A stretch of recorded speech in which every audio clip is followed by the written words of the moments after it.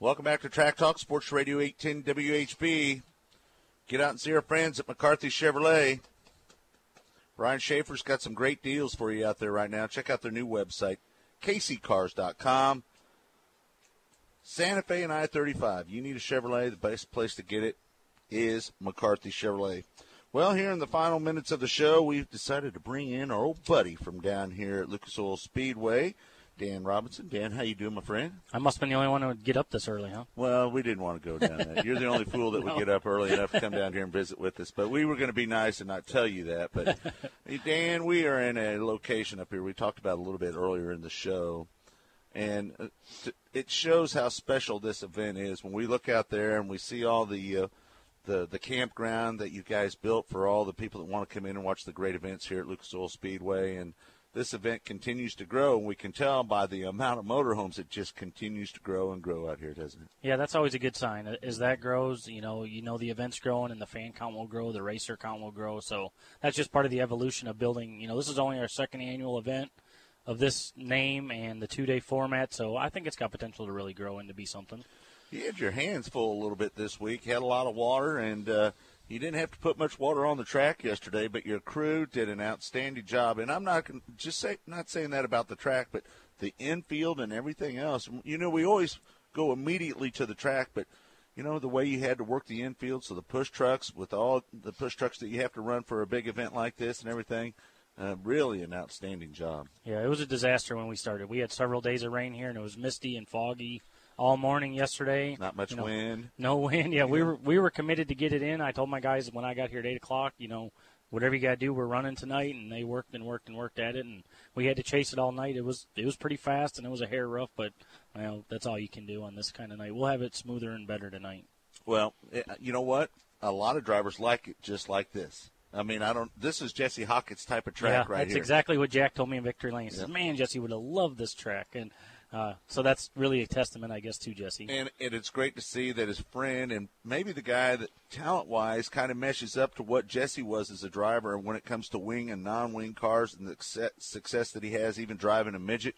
Brady Bacon picks up not only the non-wing portion but the wing portion last night, the Lucas Oil ASCS National Tour race. Yeah, he certainly gained a fan with me last night. Wow, that was impressive to watch. I usually really sit and focus on the features to get ready for Victory Lane, so I really, watch both races, and, man, he's a talent.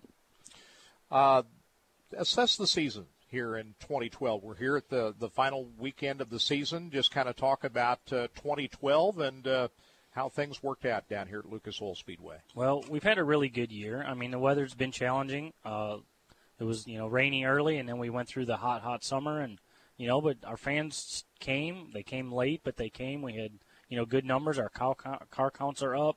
We added B mods this year. That's been outstanding. So, and what's the average car count for the B mods first year down here? I think I ended up about 24 or 5, but at the end of the year I was having 32, 35, 38. It got really crazy. And it really wasn't the first year, because the first year the track had been reconfigured to what it is. I think they run B mods 1 year, didn't they? They ran them in 06 and part of 07 before they cut them. And the B mod was just really getting started at that time, and there was a lot of things evolving, and the track just decided to go a separate direction. But now as they have evolved, I think it's the right class to have, and we're really glad to have it. You seen some of your guys come out of the A mods and pedal back to the B mods, because we're seeing that up in Kansas City. Guys might be in the the end of their career, or maybe just financially can't afford to run an A mod. Do you see some of that going on in the Bs? Or so far, very few here. Yeah, I do have a couple guys that maybe know they shouldn't be in an A mod already, but that's the only choice they had at the time. So now they're looking to step back to a B mod. So yeah, I mean a little bit, but not much. Yeah. What are the future plans? Things that might be new coming up that you are looking to try here at Lucas Oil Speedway, or have contemplated for a few years that you're looking forward to adding here at Lucas Oil Speedway? Well, one of the things I really like to have here is a lot of diversity. We do everything in moderation here. The sprint cars a few times a year, big late model shows a few times a year, big tractor pull.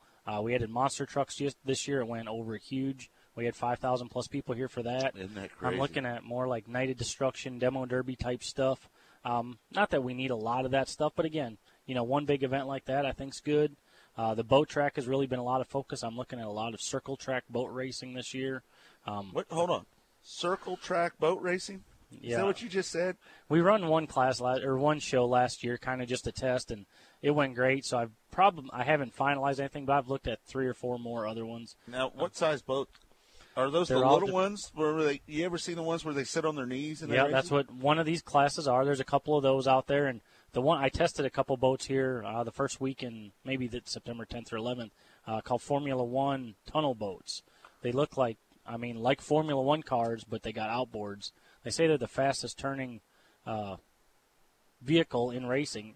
They do like 130 down the straightaway and turn the other direction as fast as anything you've ever seen. They run right on the prop, too, don't they? They're really insane. So we've done a lot of that work. I haven't lost focus on the dirt track. We've got such a solid schedule. Mm-hmm. It's so full, to have all these events. We look to be very similar next year to that. We're tweaking some dates and, adding some small stuff. But for the most part, I think you'll see our 2013 schedule very similar to what we had this year. Now, how do you have circle boat races on Lake Lucas, which is a drag boat facility? Is it the head end of the track where it's bigger? No, it's like Martinsville. Long straightaways. All straightaway, yep. Down at the end and back. Yep. Okay. They set up buoys in the course, and just here we have very long straightaways and very tight corners. Dan, in this down economy that we've had, and I like to think, it's going to rebound. I see trends when we're out on the ASCS National Tour. The attendance is up in a lot of areas, and we've had really good numbers. But this is the time when a promoter's got to be creative like yourself and kind of think outside of the box. You're a young guy. You got a lot of young people on your staff. Take us through that thought process of creating ideas and new events. Obviously, the great people at Lucas Oil, they have a lot of input as well. But just take us through that process and what it's like in today's environment to recreate things or create new things to make people get interested in coming to Lucas Oil Speedway. Well, we don't put all our eggs in one basket here. We do know we have to reach a lot of different demographics. So we do stuff for older people. Obviously, the younger crowd, our Facebook page has, I think, about 26,000 people on it. We do a lot of online contests and different things with that. Some events like the sprint car race, for instance, I sent out 10,000 postcards with $2 discount coupons on them all over the country, Arizona, Tulsa, everywhere. So things like that, I don't do it every event because I don't want to overdo it, but right. We just try to do a mix of everything. Isn't it important to get the young kids involved? Because I think that's the biggest concern for me, and I know Kirk and I talk about this quite a bit, is creating interest with the young kids. There's so many ways and forms of entertainment and so many things that they can do to take their interest away. When I was a kid, man, you look forward to Friday and Saturday nights going to Riverside and Lakeside, but what do you do to bring in the young kids and get them interested in our sport? Well, kind of a funny thing here, if you look tonight at how many young kids are here, actually watch how many of them are just sitting watching the races. Honestly, there's not that many. They're here because their friends are here and their buddies are here. It's a social gathering, and they do watch, the features maybe or whatever, but it's entertainment. It's fun. There's music playing. The lights are on. There's energy, and they like that. There's not a lot of places around they can do that. So we do try to get those kids here, and we want them just to have fun when they're here. They're not all hardcore sprint car fans. Does the go-kart track help a little bit? Everything like that helps. The go-kart tracks, we did this Candy Shack this year. It's by no means a moneymaker, but it gives the little kids, hey, can go buy a Starburst or a Sour Patch Kids or something, because they can't go in the bar. You got to cater to every little different, segment of the fan base. Dan Robinson is joining us, general manager here at Lucas Oil Speedway, getting ready for the final race of the season here with the final night of the Lucas Oil ASCS Sprint Car Dirt Series.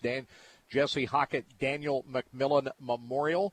Now, you've got another thing coming up here. It's not race-related coming up here later in October. It's an annual event. It's kind of surrounding Halloween. Right? Yeah, that's kind of turned into a pretty big event for us. We started out, around here, there's a lot of small towns, but not a lot of big towns where all the kids can go to one place. So we do a trick-or-treat, a safe trick-or-treat thing, and actually this year we're doing it in the suites. We have businesses donating. We have 21 suites, and each one's going to be decorated by a business. So it'll be like a suite haunted house. Wow. So that's we've done, decorate your trailers and head in the tech barn and head in the woods, and we just try to do something different. We probably have 500 or 600 kids here that Saturday. It's a really fun event. I get asked this question a lot, and I know you can answer it. How often does Forrest come down to Missouri and stay over here at the farm?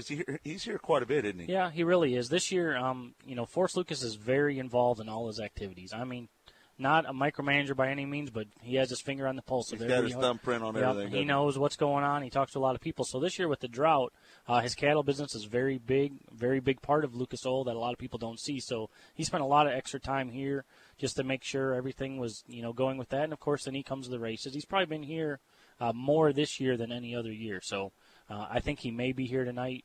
He didn't know for sure because he's got some other conflicts, but hopefully he does. He has fun. Last year he said it was the best sprint car race he ever seen, so that was good. That's a good thing. I think he'll be back if he said that. Yep. If Forrest is happy, we're all happy, right? Oh, yeah, that helps out. And he usually is. He's a good Forrest man. is a fair guy, and as long as, people do a good job and his facilities are taken care of well and his people do a good job and he can trust them, there's no issue. As long as you understand what his vision is, that's the most important thing. All right, let's talk about 2013. We only have about 90 seconds to go here.